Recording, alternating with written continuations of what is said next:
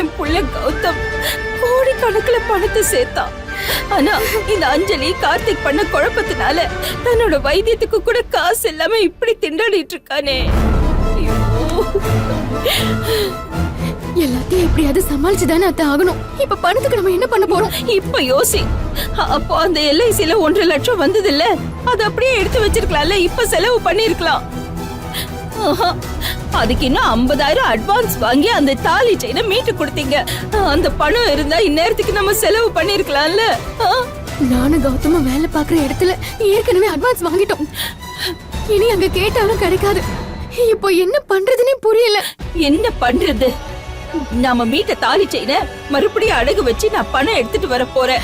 அத்தை, வேண்டாம் அத்தை. இப்பதான் தாலி செயினை போட்டு சந்தோஷப்பட்டீங்க, அதுக்குள்ள திரும்ப கழட்டாதீங்க. ஏன் இலக்கியா, என் புள்ள நல்லபடியா வெளியில வந்தா அதை விட பெரிய சந்தோஷம் எனக்கு வேற எதுவுமே இல்ல.